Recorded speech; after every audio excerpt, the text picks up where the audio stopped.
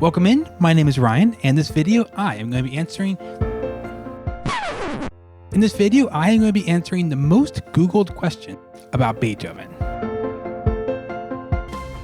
Ooh, was Beethoven born deaf? No, Beethoven was not born deaf. We know he went deaf throughout his life. By the time he was in his 30s, he was aware that he was losing his hearing. We know this because a letter called the Heiligenstadt Testament, he went to the city of Heiligenstadt and he wrote this letter, basically said, I'm aware, I'm going deaf, I'm losing my hearing. If you want to be depressed, go read this letter because it's all like, I know what's happening to me. I'm losing this one thing that my gift in the world and I'm losing it. So he was aware what was happening. We know by the time he was older, he was pretty much completely deaf. He had to use books to communicate with people. He couldn't hear people point blank range. He couldn't hear his students playing piano. He just pounded on his piano because he couldn't hear it anymore. So we know it was more of a gradual thing. But when he was younger, he could hear. So it's actually a myth that some people will just say Beethoven never heard music and somehow he generated this music with never hearing it. That's actually not true. He did hear it. He actually retained his hearing through lots of his compositional life.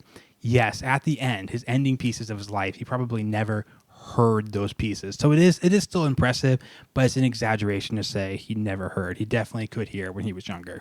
Ooh, was Beethoven married? No, Beethoven never got married. He never had children. We think he was in love, but never got married. Oh, was Beethoven blind? You might just be thinking that people are just getting things confused, like, oh, deaf and blind. But actually, there are some musicians who did struggle with sight as they got older. They had eye infections. They went blind as they got older. Beethoven was not one of them. So Beethoven could see. He became deaf, not blind. Was Beethoven German? Yes, Beethoven was German. So back when Beethoven's day, the country of Germany had not united into one nation yet, but he is from the west side of Germany, Bonn. However, he lived in most of his life, he worked in Vienna, which is actually in modern-day Austria, kind of on the eastern side of Austria. So where he was born and where he worked most of his career are actually pretty far apart. Oh, right. You guys are going to love this one. Is Beethoven the dog still alive? For those of you who don't know, there was a movie in the 90s about a dog named Beethoven. The movie's over 30 years old, I think.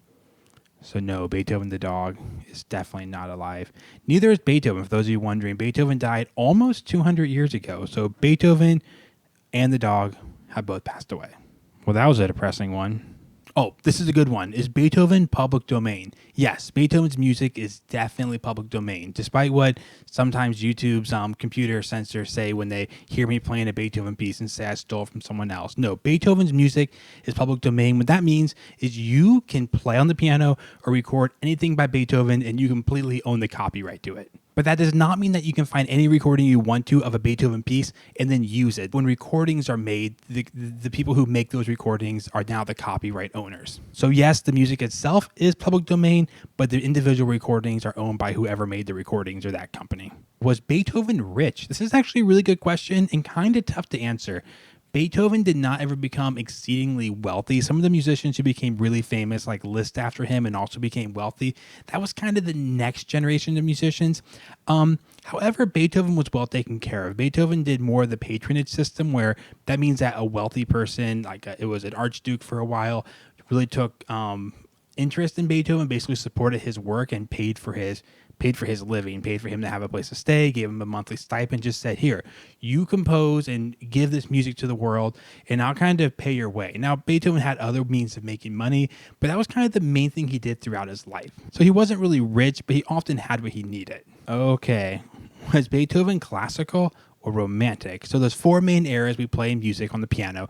There is the Baroque, the classical, romantic, and then we call the 20th century or modern. We really need a fifth one pretty soon here because the 20th century, it's not the 20th century anymore. The era is getting too big. But however, Beethoven actually fits into both of these. So if you're ever confused, some people call him a classical composer, some people call him a romantic composer. So Beethoven basically lived near the end of the classical era and is one of the big reasons music started to become more romantic. In fact, you can listen to some really early Beethoven and it's going to feel a little more like late Haydn, kind of like Mozart. However, if you listen to the end of Beethoven's music, it starts feeling much more romantic. You're going to have more slow, pedaled. I don't want to generalize, but we're not going to make this a big discussion about the difference between classical and romantic, but just overall more of that slow, ooey gooey, speed up, slow down kind of feel compared to something maybe slightly more straightforward.